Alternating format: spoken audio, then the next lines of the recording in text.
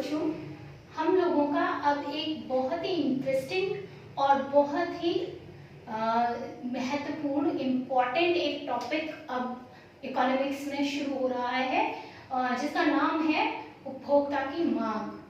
ठीक है, and that is the base of हमारे जो अर्थशास्त्र है, हमारी जो अर्थव्यवस्था है। ठीक है ना, तो इकोनॉमिकल ग्राउंड पर डिमांड एक बहुत महत्वपूर्ण हमारा पिलर होता है, बहुत महत्वपूर्ण एक स्तंभ है। डिमांड ऑफ कंज्यूमर है क्या वास्तव में? सबसे पहले हम ये समझते हैं कि मांग है क्या। तो किसी वस्तु की मांग वो मात्रा होती है उस वस्तु की जो एक उपभोक्ता निश्चित समय पर और निश्चित मूल्य पर खरीदने को तैयार है। निश्चित समय पर इसलिए कि समय चेंज होने पर, समय के बदलने पर हो सकता है उस वस्तु की कीमत में परिवर्तन आ जाए। ठीक है, दूसरा मूल्य निश्चित हो। तो जो भी मूल्य बाजार में है उस मूल्य में चाहे वो बार्गेनिंग करे या जो भी करे, लेकिन एक निश्चित मूल्य पर अगर वो उसे खरीदने को तैयार है, ठीक है, और एक निश्चित समय में खरीदने के लिए तैयार है, तो हम इसे वस्तु की मांग कहेंगे। अब ये है केवल एक वस्तु की मांग एक उपभोक्ता के द्वारा, लेकिन बाजार मांग हम किसे कहेंगे या मार्केट डिमांड। तो डिमांड ऑफ मार्केट क्या होगी कि जब एक वस्तु के लिए सारे क्रेता, जितने भी कस्टमर्स हैं, सब उसकी डिमांड करते हैं, तो हम इसको मार्केट डिमांड कहते हैं। कोई भी वस्तु है उसकी डिमांड ही ये निर्धारित करती है कि उस वस्तु की सप्लाई कैसे होगी, उस वस्तु का प्रोडक्शन कितना होगा, उत्पादन कितना होगा और उसकी पूर्ति कितनी की जाएगी। क्योंकि अगर मांग ही नहीं है बाजार में किसी वस्तु की, तो फिर उसका प्रोडक्शन, उत्पादन भी नहीं होगा। ठीक है ना, ये आपको स्टार्टिंग में ही मैंने बताया था कि जो अर्थव्यवस्था की तीन बातें हैं, तीन मूलभूत बातें हैं, वो यही है कि उत्पादन, विनिमय और उपभोग। तो अगर उपभोग नहीं है तो उत्पादन संभव नहीं है। तो मांग कब उत्पन्न होती है? जब हम उस वस्तु का उपभोग करते हैं और हमें उस वस्तु की आवश्यकता होती है। ठीक है, तो किसी वस्तु की मांग, वस्तु की वो मात्रा जिसे कोई भी जो कंज्यूमर है, उपभोक्ता है, वो खरीदने को तैयार है एक निश्चित मूल्य पर, एक निश्चित समय पर। ठीक है, तो मेरे ख्याल से आपको मांग क्या है, बाजार मांग क्या है, ये तो क्लियर हो गया। बाजार मांग केवल एक उपभोक्ता की बात नहीं कर रहे, हम एक पूरे एरिया की, जहां ये मार्केट है, पूरे मार्केट की बात कर रहे हैं कि मार्केट में कि जितने भी कस्टमर्स हैं, जितने भी हमारे ग्राहक हैं, कंज्यूमर्स हैं, क्रेता हैं, वो उपभोक्ता हैं, वो सब मांग कर रहे हैं उस वस्तु की। तो टोटल उन सबको ऐड करके, जोड़ करके जो कुल मांग निकल कर आएगी वो हमारी बाजार मांग कहलाएगी। ठीक है, अब यहाँ पर हमारा जो महत्वपूर्ण पक्ष आता है वो है हमारा कौन कौन से फैक्टर्स हैं, कौन कौन से ऐसे कारक हैं जो हमारी मांग को प्रभावित करते हैं। किसी वस्तु की मांग कब ज्यादा होगी और कब कम होगी और क्यों होगी। ठीक है, तो सबसे पहली बात तो वस्तु की कीमत।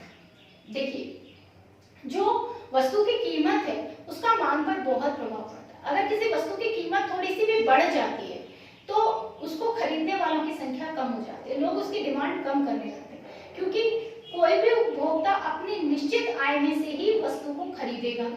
ठीक है, अगर वस्तु की मांग वो ज्यादा रखेगा कीमत बढ़ने पर, तो वो निश्चित आय में उसके तुलना में दूसरी वस्तुओं का त्याग करेगा जो उसके लिए वो भी आवश्यक है, लेकिन उन वस्तुओं का उसे त्याग करना पड़ेगा। इसलिए वो कीमत बढ़ने पर बजाय दूसरी वस्तुओं का त्याग करने के उस वस्तु की ही मांग में कमी कर देगा। बात समझ में आ रही है मेरी? जैसे फॉर एग्जाम्पल मान लीजिए घी है, देसी घी है, लोगों को देसी घी बहुत पसंद है। ठीक है, लेकिन एक व्यक्ति की आय इतनी नहीं है कि वो देसी घी में ही अपना सारा खाना बना सके। ठीक है, क्योंकि उसकी कीमत क्या है, ज्यादा है। इसलिए हम रिफाइंड ऑयल का यूज कर रहे हैं। ठीक है, हम डालडा यूज कर रहे हैं। अगर कीमत घी की बढ़ जाए तो बिल्कुल ही खाना बंद हो जाएगा घी, लोग उसे खरीदना बंद कर देंगे। अगर कीमत घी की घट जाए तो लोग रिफाइंड की जगह उसे यूज करना शुरू कर देंगे, क्योंकि कीमत कम हो गई। तो कीमत वस्तु की बढ़ने पर उसकी डिमांड कम हो जाएगी, कीमत घटने पर वस्तु की डिमांड बढ़ जाएगी। नॉर्मली जनरली ये चीजें होती हैं। हर व्यक्ति के पास कार उपलब्ध नहीं है क्योंकि कार की कीमत ज्यादा है। इसीलिए उसकी डिमांड लोगों में कम है। एक गरीब व्यक्ति कार नहीं खरीदता, लेकिन साइकिल की डिमांड ज्यादा है गरीबों में, क्योंकि साइकिल आसानी से खरीदी जा सकती है, बाइक आसानी से खरीदी जा सकती है एज कम्पेयर टू कार, तो वो उसकी डिमांड ज्यादा हो गई। कहने का मतलब है वस्तु की कीमत का डिमांड पर फर्क पड़ता है। कीमत बढ़ने पर मांग घट जाएगी और कीमत घटने पर मांग बढ़ जाएगी। दूसरा, उपभोक्ता की रुचि। ये भी बहुत बड़ी बात है, क्योंकि जितने भी उपभोक्ता होते हैं सबकी रुचियां अलग अलग होती हैं, ठीक है। रुचि के हिसाब से वो अपने फैशन के अकॉर्डिंग, अपने चलन के अकॉर्डिंग चीजें खरीदते हैं कि आज की डेट में क्या चल रहा है, लोगों को क्या पसंद आ रहा है, उनको क्या पसंद आ रहा है उपभोक्ता को, तो वो उस अकॉर्डिंग सामान खरीदते हैं। अक्सर कपड़ों में तो बहुत ज्यादा वैरायटीज होती हैं, फैशन के आधार पर लोग कपड़े खरीदना पसंद करते हैं। तो कभी आपके कपड़ों में आपके क्या कहते हैं जैकेट्स आ जाते हैं फैशन में, है ना, कभी आपके बेल बॉटम्स आ जाते हैं फैशन में स्पेशली, कभी आपके पजामियाँ, तरह तरह के कुर्ते पजामे वो फैशन में आ जाते हैं। तो कहने का मतलब है डिपेंड्स कि फैशन क्या है, उपभोक्ता की रुचि क्या है, उस अकॉर्डिंग भी मांग प्रभावित होती है। किसी को अगर मान लीजिए गेहूं खाना ज्यादा पसंद है तो वहां पर गेहूं की डिमांड ज्यादा होगी, किसी को चावल खाना ज्यादा पसंद है तो वहां पर चावल की उसकी डिमांड ज्यादा हो जाएगी। कहने का मतलब है उपभोक्ता की रुचि पे भी डिपेंडेंस है। थर्ड पॉइंट आता है हमारा आय का स्तर, इनकम लेवल। आय का स्तर कितना है ये भी डिसाइड करता है। देखिए, जो आय है उसी से उपभोक्ता ये तय करता है कि कौन सी वस्तु उसके लिए सस्ती है, कौन सी नॉर्मल है और कौन सी महंगी है।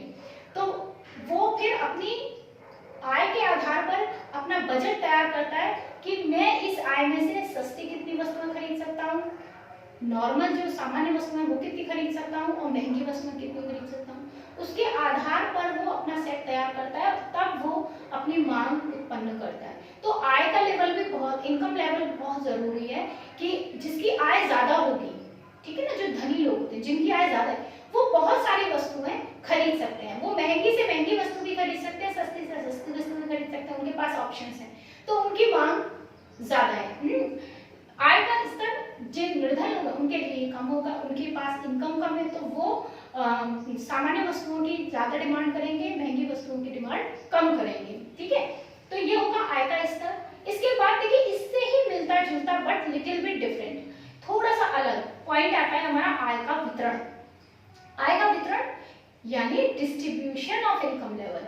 देखिए हमारे समाज में आय के स्तर के आधार पर समाज के भी 3 स्तर बन रहे हैं। एक है हमारा जो निम्न वर्ग कहलाता है, जिसमें निर्धन लोग आते हैं जिनकी आय का लेवल बहुत कम है। दूसरा आता है मध्यम वर्ग, जो जिसको कहते हैं हम मीडियम जो लोग होते हैं, मध्यम वर्गीय, ठीक है, मीडियम क्लास। तो मीडियम क्लास जो लोग होते हैं वो सामान्य वस्तुएं खरीद सकते हैं, बहुत ज्यादा सस्ती भी नहीं और बहुत ज्यादा महंगी भी नहीं। बहुत ज्यादा सस्ती क्यों नहीं खरीदते मैं आपको बताती हूँ, क्योंकि जैसे जैसे हमारी आय बढ़ती है, इनकम बढ़ती है, वैसे वैसे लोग उसे अपनी प्रतिष्ठा का प्रश्न बना लेते हैं, ठीक है ना। तो जो मीडियम क्लास है वो अपने आप को निम्न जो लोअर लेवल है उनसे थोड़ा अपर मानते हैं, ऊपर मानते हैं, तो वो बहुत लो कॉस्ट की जो चीजें होंगी, सस्ती चीजें होंगी, उनको पसंद नहीं करते खरीदना, वो सामान्य वस्तुओं को पसंद करते हैं खरीदना। अच्छा, जो धनी व्यक्ति होते हैं, जो बहुत हायर लेवल है, जिनका हायर क्लास है, ठीक है ना, जिनके पास बहुत पैसा, अथाह पैसा है, तो वो लोग महंगी से महंगी वस्तुएं खरीदने में अपनी शान समझते हैं, प्रतिष्ठा का प्रश्न बनाते हैं उसे। तो हमारी सामाजिक प्रतिष्ठा से भी जोड़ दिया जाता है मांग को, ठीक है, कि आय का हमारा कैसा वितरण है। तो जो निम्न वर्गीय है, क्योंकि उसकी आय कम है तो वह सस्ती वस्तुओं पर संतोष करता है, उसे सामाजिक प्रतिष्ठा से इतना लेना देना नहीं है। लेकिन अगर उसी वर्ग की, उसी निम्न वर्ग की आय बढ़ जाए तो अब वो सस्ती वस्तुएं खरीदना छोड़ देता है, अब वो अपनी आय बढ़ने के अनुसार थोड़ी महंगी वस्तुएं खरीदने लगता है, क्योंकि ये उसका स्टेटस सिंबल बन जाता है, ठीक है, उसकी सामाजिक प्रतिष्ठा बन जाती है। जब वो और थोड़ा बड़ा पैसे वाला हो जाता है, और ज्यादा पैसा आ जाता है, तो और महंगी वस्तुएं खरीदने लगता है। कहने का मतलब है प्रतिष्ठा के सामाजिक प्रतिष्ठा के आधार पर भी वस्तु की मांग बढ़ती है, ठीक है। जब किसी किसी के पास शुरू में बिल्कुल पैसा नहीं है तो वो साइकिल में गुजारा करेगा, जब थोड़ा पैसा आ जाएगा तो वो बाइक खरीद लेगा, जब और पैसा आ जाएगा तो वो कार खरीदेगा, और जब उस पर अथाह पैसा होगा तो कारों की लाइन लगेगी, फिर वो विदेशी कारें और तरह तरह की स्पेशल कारें खरीदेगा जो कितनी भी महंगी होंगी, ठीक है ना। तो कहने का मतलब है आय के वितरण के आधार पर भी मांग प्रभावित होती है। इसके बाद नेक्स्ट आता है हमारा पॉपुलेशन यानी जनसंख्या।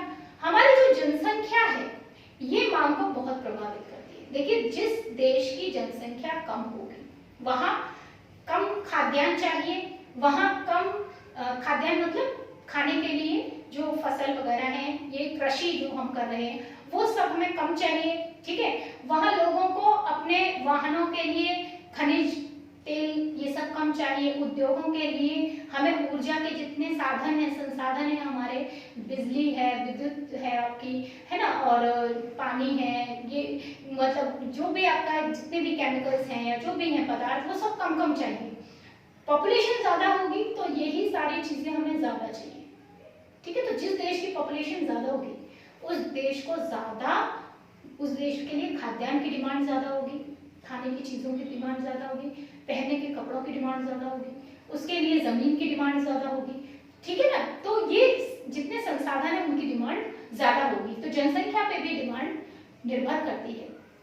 केवल किसी देश की नहीं, अगर एक परिवार की भी बात करें तो जिस परिवार में कम लोग हैं, मान लीजिए 4 ही सदस्य हैं, तो उनकी डिमांड कम होगी, ठीक है ना। और जिस परिवार में सदस्यों की संख्या ज्यादा है वह डिमांड भी ज्यादा होगी, मांग भी ज्यादा होगी। भाई ज्यादा लोग हैं तो ज्यादा लोगों के लिए भोजन चाहिए, ज्यादा लोगों के लिए कपड़े चाहिए, ज्यादा लोगों के लिए रहने को स्थान चाहिए, भूमि चाहिए। तो कहने का मतलब है कि जनसंख्या भी मांग को प्रभावित करती है। नेक्स्ट आता है आपका सामाजिक परिवेश। सामाजिक परिवेश, सोशल एनवायरनमेंट। सोशल एनवायरनमेंट क्या है हमारा? हमारे आसपास के लोग, ठीक है, हम कैसी लोकेलिटी में रह रहे हैं, हम कैसे समाज में रह रहे हैं, ये भी हमारा डिपेंड करता है। अगर हमारे आसपास का, जैसे आप भारत में अगर रह रहे हैं तो भारत की संस्कृति क्या है? भारत की संस्कृति में जो पुरुष हैं वो पैंट शर्ट पहनते हैं, धोती कुर्ता पहनते हैं, स्त्रियां हैं वो साड़ियां पहनती हैं, ठीक है, कुर्ते सलवार कमीज ये पहनती हैं, ठीक है। तो यहाँ पर इन कपड़ों की डिमांड होगी। लेकिन अगर यही हम विदेश में देखें तो यहाँ का व्यक्ति अगर विदेश में जाए, ठीक है, तो विदेश में इन चीजों की डिमांड नहीं है, वहां कोई साड़ी नहीं पहनेगा, तो वहां साड़ी की डिमांड नहीं होगी, वहां पर साड़ी की जगह स्कर्ट्स की डिमांड होगी, ठीक है ना। वहां पे जो आपके पुलोवर्स हैं या मतलब इस तरह के कपड़ों की डिमांड होगी जो वहां के परिवेश को सूट करेंगे, यहाँ के परिवेश को सूट नहीं करेंगे, वहां के परिवेश को सूट करेंगे, वो वहां पे डिमांड होगी। हम अपने देश में देखें तो हमारे देश में अलग अलग प्रांत की वेशभूषा अलग अलग है। अगर आप साउथ में जाएंगे तो साउथ में लुंगी वहां के लोग पहनते हैं, तो वहां उसकी डिमांड ज्यादा है, ठीक है, वहां वही चीजें मिलेंगी। वहां पर साड़ियां, कांजीपुरम साड़ियां बनती हैं तो वहां उन्हीं की डिमांड ज्यादा है, ठीक है। गुजरात में सूती कपड़ा बनता है तो गुजरात में सूती वस्त्रों की डिमांड ज्यादा है। बात समझ आ रही है? तो सामाजिक परिवेश पर निर्भर करता है कि हमारी डिमांड कैसी होगी, क्या होगी, ठीक। नेक्स्ट हमारा वस्तु की गुणवत्ता, क्वालिटी। ये भी एक मांग का बहुत बड़ा आधार है कि जितनी अच्छी क्वालिटी प्रोडक्ट होगा उसकी डिमांड ज्यादा होगी। अच्छी कीमत पर, सही कीमत पर, उचित मूल्य पर अगर एक क्वालिटी प्रोडक्ट मिल रहा है, एक गुणवत्ता वाला, हमको अच्छी गुणवत्ता वाली वस्तु मिल रही है, तो उसको उपभोक्ता खरीदने के लिए हमेशा तैयार रहेगा, तो उसकी मांग हमेशा ज्यादा रहेगी।